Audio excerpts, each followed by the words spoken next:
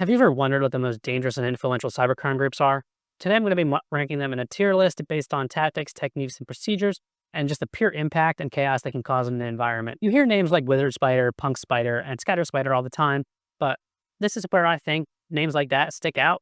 Who's going to be an S tier? Who's going to be a D tier? Stick around to find out. Let's get into it. S tier first up, WizardSpider. This shouldn't be a surprise to anybody, as WizardSpider is a ransomware as a service model, and they've ran their service typically really well. They've run it like a business, really. WizardSpider has true HR. They have guidelines. They have guides. They have training. They have like internal chats. You can work. You can talk to your coworkers. You can hand things off. You can ask for advice. This was all published in a week because of a dispute between WizardSpider and one of their affiliates during the Ukraine and Russia war. They're also known for implementing like double extortion tactics. So not only do they want you to pay to get your data unencrypted, but they also want to pay for the not releasing that data as well. TTPs WizardSpider is known to use is leveraging the TrickBot malware, staging data through 7-zip, obfuscated PowerShell to download their tools, using Cobalt Strike, and using, which is actually pretty interesting, using WMI and BIS jobs to deploy their ransomware. Also in S tier is going to be BitWise Spider. BitWise Spider is currently one of the most active ransomware as a service groups through multiple rebrands due to FBI takedown, but they seem to be still growing. Between 2019 and 2023, BitWise Spider accounts for 21% of all cyber attacks posted on data leak sites. They've also brought in a whole staggering $91 million of revenue from their cyber attacks.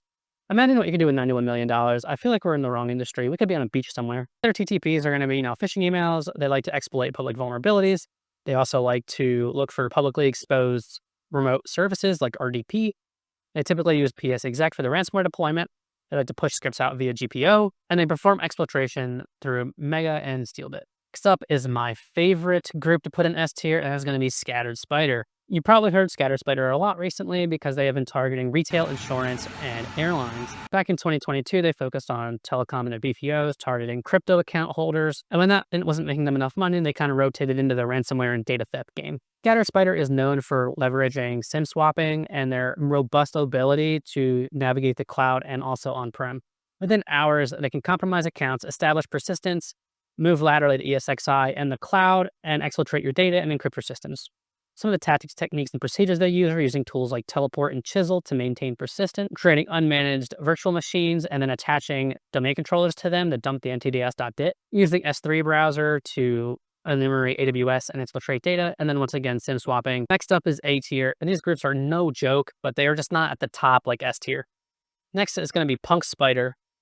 Punk Spider typically likes to gain access to like an unpatched VPN or a single-factor VPN that they can just log right into without dealing with MFA. Techniques include Kerberos roasting, LSAS dumping, recon using an advanced IP scanner, exfil with rclone and FileZilla. They like to abuse RMM tools to maintain persistence and delete volume shadow copies, so you're not backing up from anything.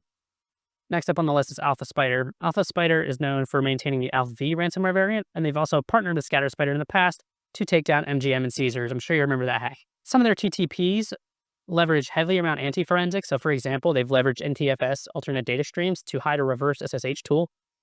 They like to perform exploit chaining with multiple public CVEs to gain access to security devices on the perimeter, such as Avantis, to edit the configurations and bypass NFA. The first B tier we're going to get into is going to be Carbon Spider. Now, Carbon Spider is a weird one because they pulled off a really good hack.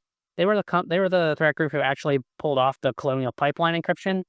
But the reason why they're in a B tier for me and not higher is because they weren't around very long. After they pulled off the Colonial Pipeline incident, they kind of just like disappeared. Some of their TTPs aren't really super technical. They like to do spear phishing and push out VBS scripts for persistence.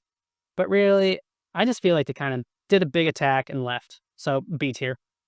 The next B tier is going to be Pinchy Spider, one of the first ransomware as a service models with GanCrab up until 2019. 2019, they started using Sotonokibi, and the pseudonym of Evil was born. I really love the name Sotonokibi so much, it's my RuneScape character name. I'm putting Pinchy Spider in B tier due to their prevalence and just the fact that they were able to compromise an MSP provider and gain a payment of $6 million. Going right to C tier is going to be Riddle Spider. Riddle Spider holds a special place in my heart because Avos Locker was one of the first ransomware variants I started investigating when I started my career.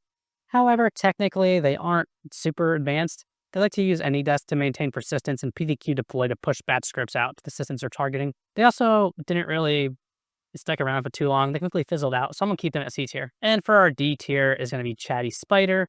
Someone has to be here, and Chatty Spider is going to get the brunt of it because they've been around since 2022, but they haven't really done too much. They perform like a low volume of data theft and extortion campaigns, callback phishing to get users to install RMM tools so that they can access their computers remotely. But they don't really do anything else that's super technical. They come in, steal data, and extort the company. So compared to something like a scattered spider or a punk spider, I don't think Chatty Spider compares to them. I think they get in, get out, steal the data they want, and the techniques they leverage aren't very technical. Let me know if you agree with this list. If you didn't, leave a comment below. And either way, if you enjoyed the video and want to see more content from me, subscribe, and I'll talk to you guys later.